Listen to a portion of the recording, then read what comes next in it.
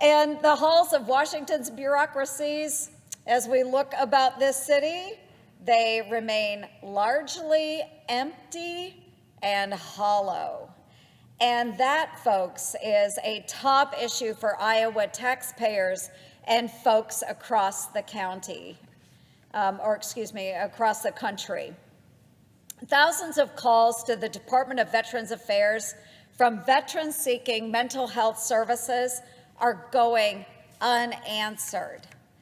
Desperate travelers are waiting hours on the phone or in line, hoping to speak with someone at the State Department about passport delays that are causing vacation cancellations.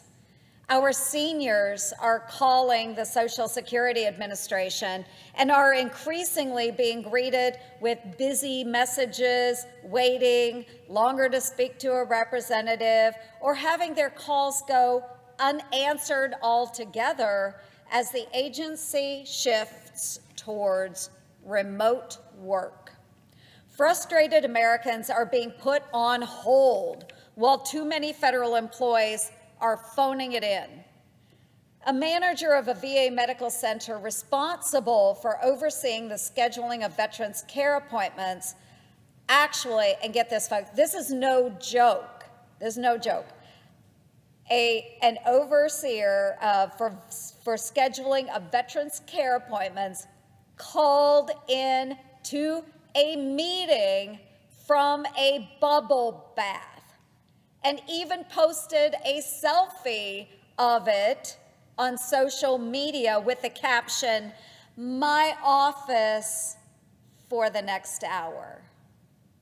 Another VA staffer lamented, quote, "It's almost as if this employee is making a mockery of all veterans. I can sit here in my bathtub and relax, and you just have to wait." And that is exactly what is happening. The VA is still providing misleading wait times to hide the problem, but the heartbreaking stories of veterans continuing to go without urgent, medically necessary care, sometimes for months, tells the whole story. Taxpayers are also picking up the cost of maintaining mostly empty buildings in Washington.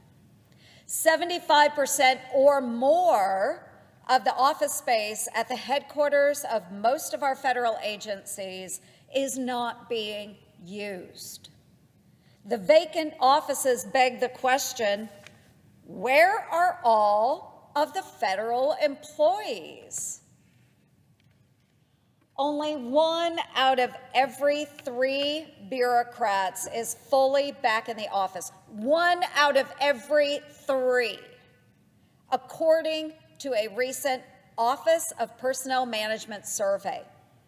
Some said they never report to a physical office.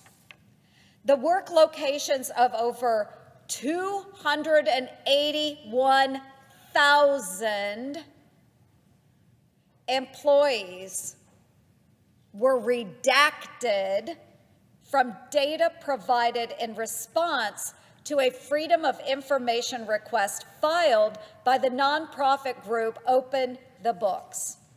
281,000 employees.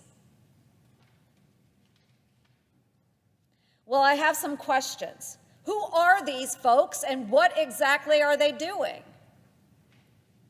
Has the Biden administration been bamboozled into thinking these bureaucrats are operating out of some secret cave like Batman? I'm working to find these secret locations, which are more likely to turn out to be man caves than bat caves. In his 2022 State of the Union address, President Biden pledged that, quote, "The vast majority of federal workers will once again work in person," end quote. Well,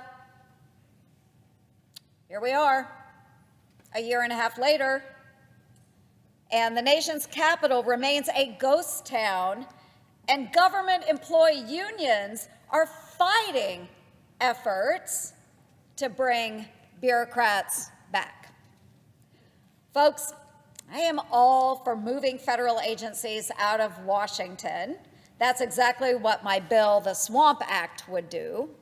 The intent is to make those creating the rules more accountable to the hardworking Iowans and Americans who have to live under them. But letting federal employees work when and where and even if they want to is having the exact opposite effect.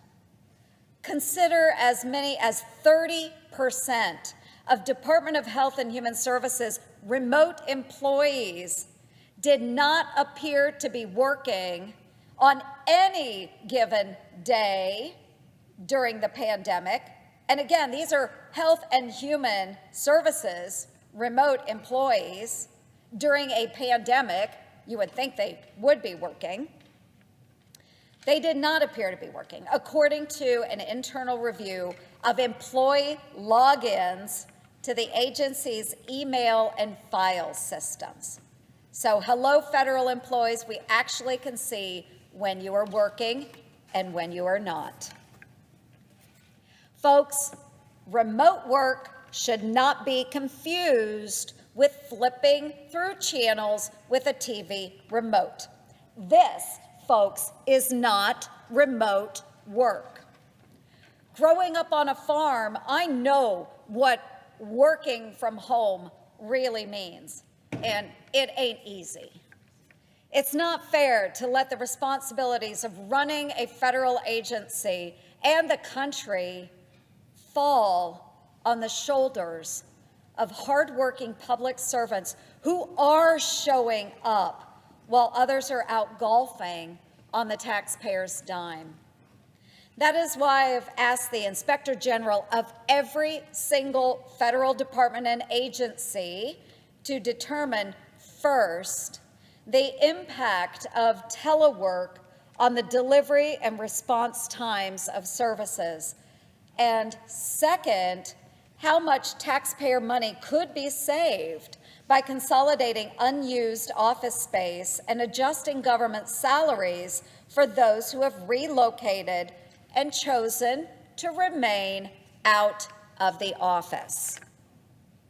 Most of America is back to work, and it's time for burrowed bureaucrats in Washington to answer the call of duty on behalf of taxpayers, veterans, seniors, and our great nation.